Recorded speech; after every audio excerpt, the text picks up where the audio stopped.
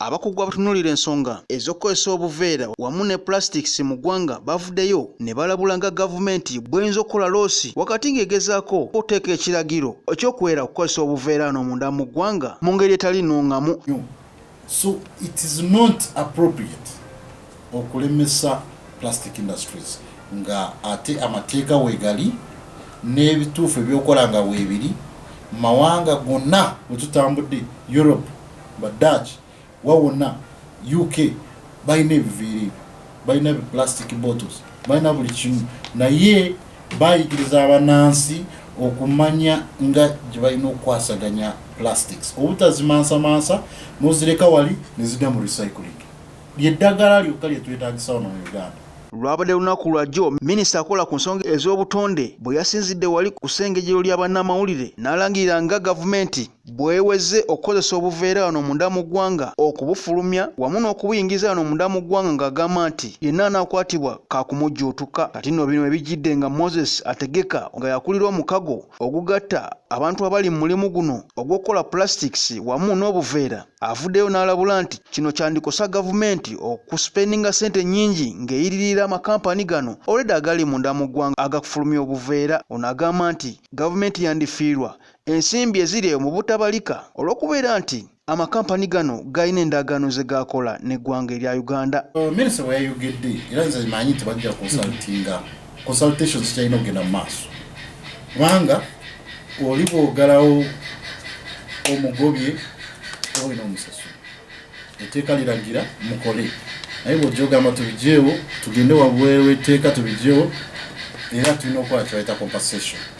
Sente zaffe tezibalika naye nga ziri mu trillions of money. Mr. Moses Ategeka agenze mu maaso n'ategeeza nti waliwo ensonga gavumenti zeerudde nga zigiremye oteeka mu nkola okugeza ng'amateeka agalina okukwasaganya abantu abagenda bakasukakasuka obuveera wamu n'obutakola kunoonyereza kumala okulaba nga obuveera tebusuulibwa buli wamu. Ye kyagamba nti kino ate tekyetaagisa kuwera kola buveera wano munda mu ggwanga. Terina kyetaasa ku Uganda kati kubanga amakolero ge tutaddeko mangi okugaggyeko weetaagisa trillions of money okumpensatinga abakozi bano okumpensatinga billions okumpensatinga amakolero ago. So ffe tubadde tuwa amagezi tutuddemu mu consultation tuze ku ba manufacturer batubuulire ki ekituufu ekyokukola n'abalala bekikwatako babawa amagezi. Ono n'agenze mu maaso n'ategeeza nti n'ensonga y'emirimu abantu bangi bagenda fiirwa emirimu singa kampani ziyimirizibwa kugase n'abantu abeetaba mu mulimu ogw'okutunda obuveera mu ggwanga.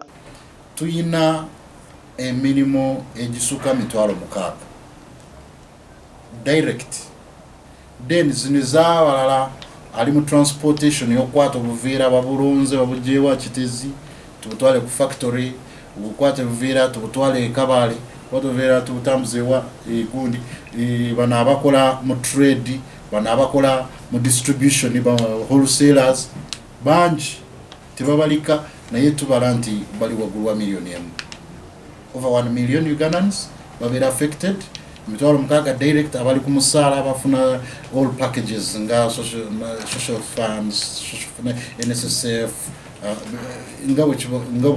ng'amakolero gabalina okukola. Kyokka agenze mu maaso n'awa gavumenti amagezi nti mu kifo ky'okuweera kampani ezikola obuveera buno oba n'okubusuubula yandigenze mu maaso okwongera okuteekawo enkola ennungamu naddala ku mateeka agaliwo okulaba nga abantu abakasukakasuka obuveera atirisi amateeka gateekebwa mu nkola era gongebwemu n'amaanyi. Era wano wayongeredde era n'asaba gavumenti nti wabeewo okwogerezeganya wakati w'abali mu bizinensi y'obuveera wamu ne gavumenti okulaba nga omulimu guno ate gutambula bulungi mu kifo ky'okuguweerera ddala. N'akaveera tulina okuteeka ku abaana bannayuganda bangi abali ku street nga tebalina mirimu. Olwaleero bangi batusaba kawunga era tukanoonya lwaki tebalina mirimu tebalina savings babeera nazo mu maka gaabwe.